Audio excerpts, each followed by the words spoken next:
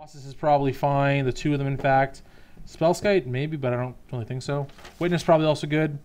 We'll talk about Aslan if we get to a game 3. So, Chris here starts things, or sorry, Paul here starts things off on Guiltleaf Palace and Llanowar Elves. Chris has Blooming Marsh and Thoughtseize. So Chris at 18. We look at Dwynen's Elite, Abrupt Decay, Nettle Sentinel, Heritage Druid, Cavern of Souls.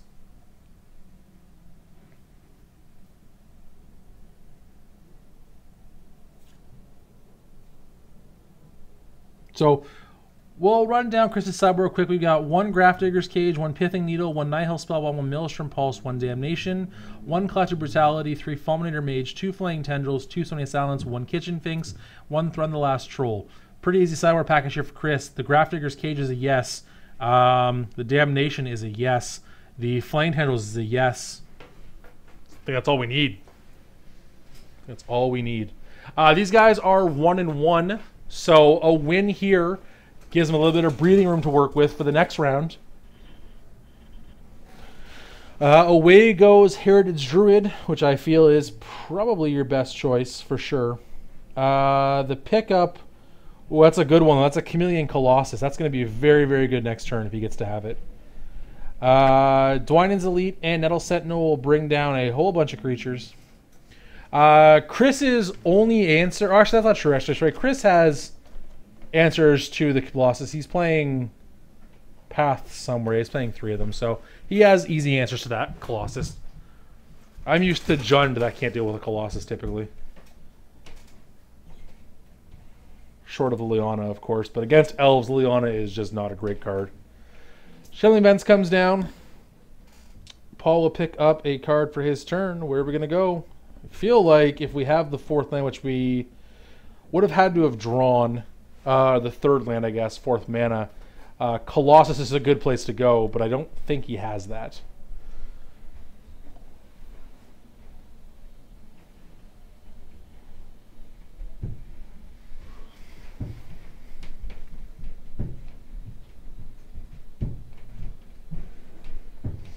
What are we doing, Paul? What are we doing?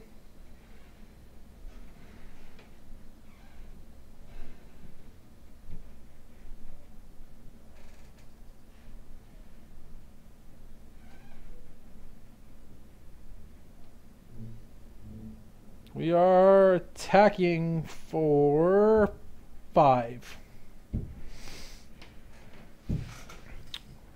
What's Chris going to say to that? Nothing. Says no blocks, I'll go to 13. Sure. Heritage Druid was the pickup for Paul. I got some untapped Nettle Sentinel. He's got access now to 4 mana. This is going to be a Colossus. That's a great turn. That is a good turn. And that Colossus is going to be pretty relevant because Chris is still a turn away from Damnation at best. And that would require an untapped land next turn, and also for him to have the 1 of Damnation.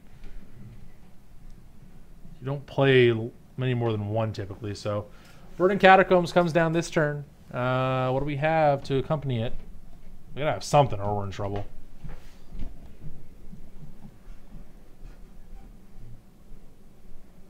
Going to go ahead and start by sacrificing that Verdant Catacombs. He's at 12. For anyone not familiar with the Chameleon Colossus, there he is there. The 4/4 pro-black changeling lets him double his own power and toughness for 4 mana. Lingering Souls is the play for Chris, though. Not bad, not bad. It's going to let him get a couple of blockers in here, which is good because Colossus does not have trample unless there's an Azuri giving it to him. But Paul has a Shaman of the Pack in his hand, though. So that's going to let him drain Chris for, what, 1, 2, 3, 4, 5, 6? It's going to shoot him for half his life total. Chris is going to go to, what, 2 this turn, it looks like? Jeez. Gotta block Colossus, gotta block a 2-power creature. You take 4 that way. I mean, he can trade with a Heritage if he wants to and go to 1. I feel like 1 and 2 is not a big difference here, so... Alright, Chris going to 2. Spirits, go away. Paul giving him a hand there, throwing him away for him. And yeah, Chris he's at 2, is he not? Did I miss a point somewhere? Doesn't matter. Doesn't matter at all. Paul handily takes down game 2. Oh, they had him at 5. Okay, sure. Sure, fair enough. Handily takes down game 2, evens things up here. We're going to head to a game 3.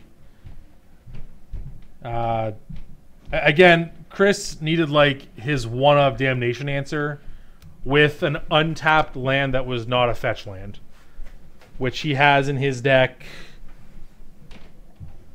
3.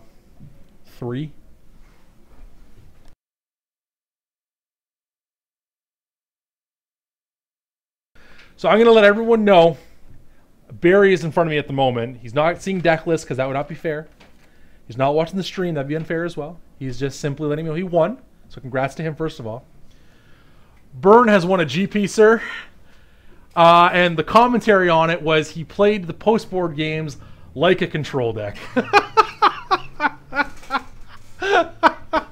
world is catching on. Oh, man. Isn't it get spoiled eventually? I had to let him know. Hands up in the air. Oh.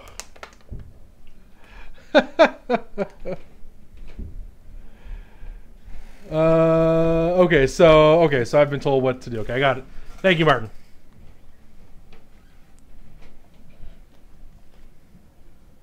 Okay, so I have been informed that when my timer on screen here shows 2 minutes remaining, they'll be on turns. So these guys will have about, 15 minutes to finish this game still? 17 minutes to finish this game still? They got lots of time. Can't imagine this will go that full time. Just doesn't seem likely with these two decks. Abzan will either establish a firm enough control that Elves just can't do anything about it, or we'll have a similar game to game 2 where Elves just runs over Abzan.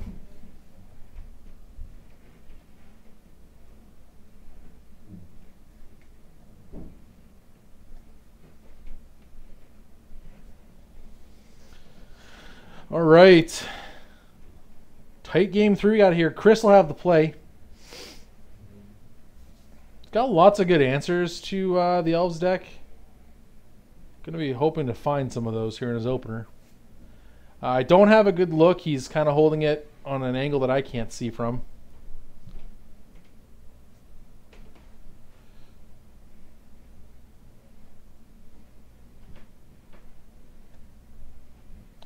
Paul looking at his 7 as well. Chris, I think, has kept. Yes, he has. Paul. What are we doing? Chris has his damnation. That one's good. That one is good. And yeah, both players keeping 7. Chris here, marsh flats to start things off, and just past the turn, nothing else to go with it. So now, Paul does have answers to damnation. He has Selfless Spirit, which he can cord up. So that's what he has to hope he has in store if Chris goes for a damnation play. Turn 1 is going to involve, however, a Heritage Druid. So that's just fine. That's kind of what Elves wants on turn 1. That gives the best possible turn 2, which is something like Dwynen's Elite into Elvish Arc Druid, probably.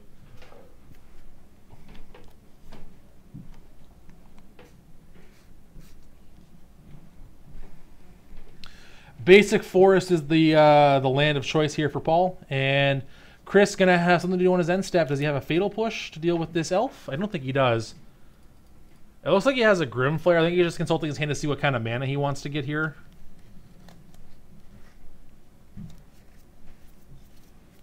Yeah, he'll get an Overgrown Tune into play tapped. Yeah, I can't talk.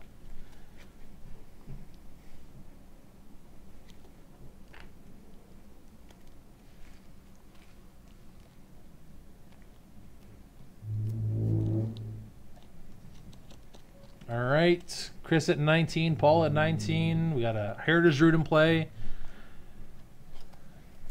Chris does, again, have access this turn if you'd like to Grim Flayer. I don't know what else his other options are. I see Liliana, I see Damnation, but Grim Flayer will be the choice. Seems about right. Paul here going to pick up a second copy of Forest. Not the most exciting. He also has a Pendlehaven in hand, which is it's not bad. It gets to trade with the Grim Flayer if he wants it to. It's the B Grim Flayer actually rather flat out, but I don't imagine Chris will walk into that willingly.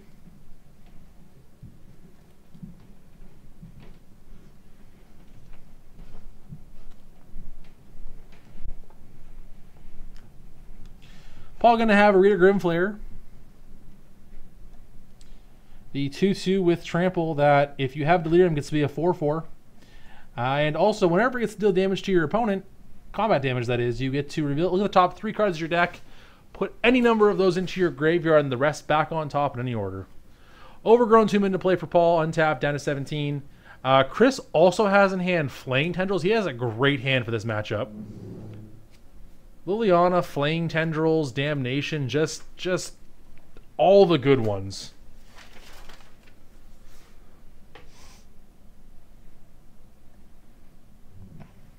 Alright, we're just going to deal with the Flayer right now and get him for 1. So Chris going to fall to 18. Grim Flayer falls to the Abrupt Decay. I think that's a totally fair play by Paul there. Grim Flayer is not a card you want to let your Abzan opponent, or any opponent for that matter, start getting to work with. It just ends poorly usually. Liliana going to come down here though. -2, get rid of that Heritage Druid. Over to Paul. Going to untap. Normally Liliana not at her strongest against the Elves deck, just because they typically have a bunch of little guys to work with, but in this case here I got to catch a Heritage Druid, which is nice. Here we have though kind of a redeployment. We've got 2 Nettle Sentinels and a Lawnmower Elf, but that's going to end up very poorly when this Flaying Tendrils wipes away the board. Exiles them for whatever it's worth. I don't know how relevant that really is in this matchup. I don't think it is at all, except for possibly Tarmogoyfs. But Liliana ticks up, eats a couple lands out of the hands of the players. Paul is way behind now. Chris in the driver's seat firmly.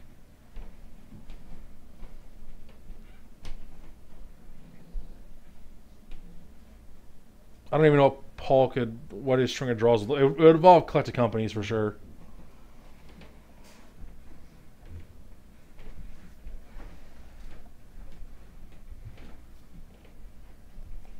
Tarmogoyf, that's a good one. Creature, instant, sorcery, land. So Liliana's going up, but Paul has a response. This might just be Coco, which again, that's the best case scenario here.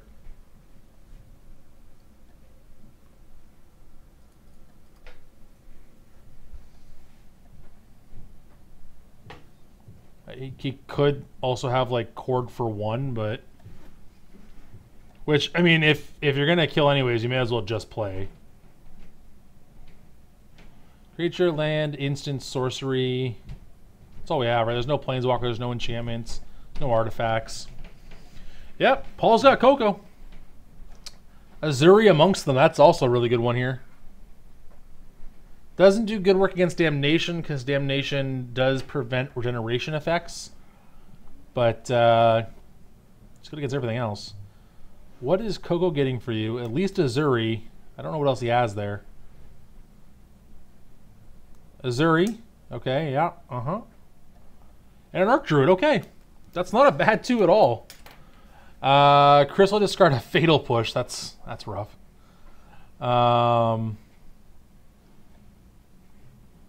Chris is down to just the Damnation in hand, though, which is good, obviously, so.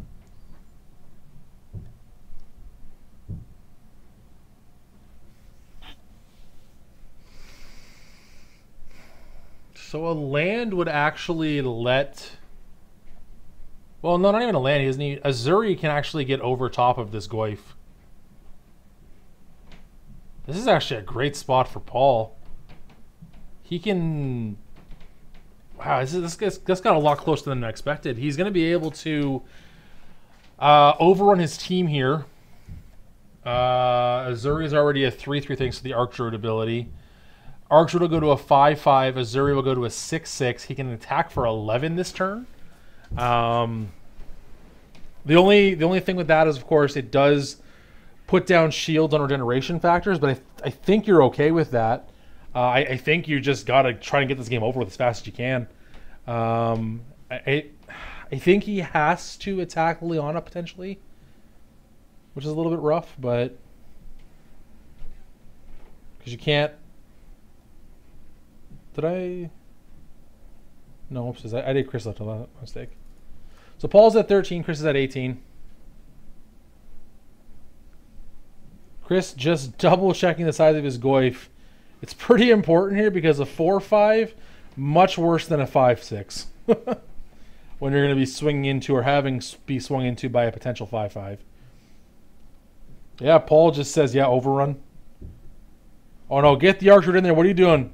Get them both sideways. That goif can't trade. Oh no, Paul. Disaster.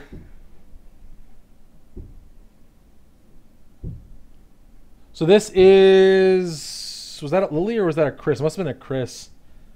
Which was an attack for 6. So Chris would go to 17. Now 16 with a fetch land. Oh no.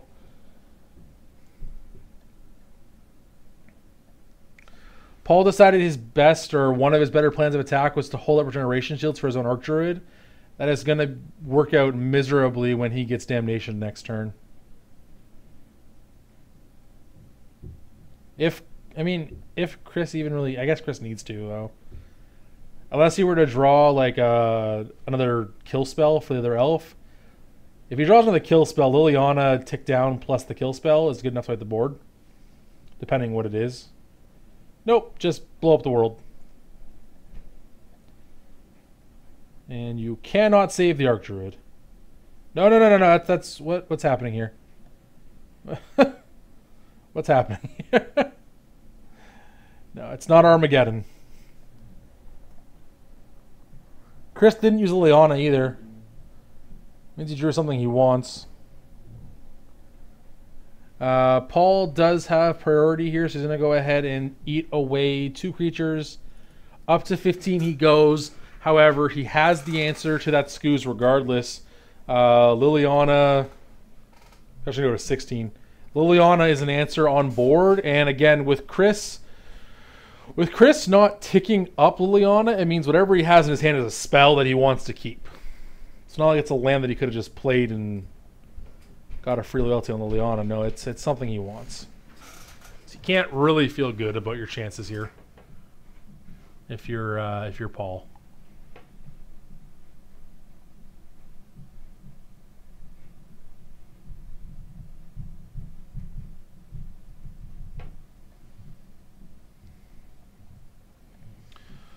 Swamp and Repticate.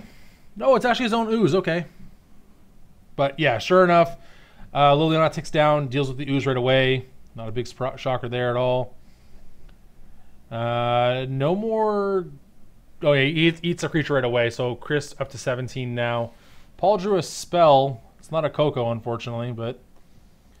It is a 2/2 Dwynen's Elite, that's all it is. No other elf in play. He couldn't hold it because Liliana would have eaten it with her discard ability, so that didn't matter.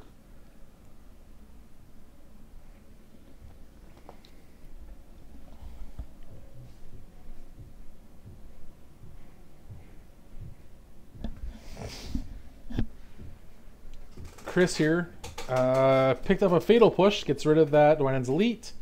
Liliana goes to 2, nothing to discard for either player. Here comes the attack. 3, make it 5 it looks like. We're going to eat 2 creatures.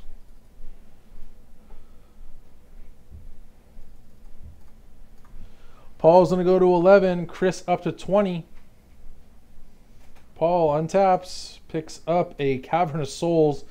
That's no help. Chris will draw. So Paul needs Coco or... Is Court even enough? New Liliana will come down and make yourself go to 4. Sure. Here's an attack. 2 more creatures eaten, so that's going to Only one more creature? Yeah, only one more creature. So Paul going to fall to 5. It's still a 2-turn clock regardless. Doesn't really need to overextend if he doesn't need to. Azuri is the draw. That is going to be game, though. Liliana is going to clear the way for Scavenging Ooze, and Paul extends the hand. Game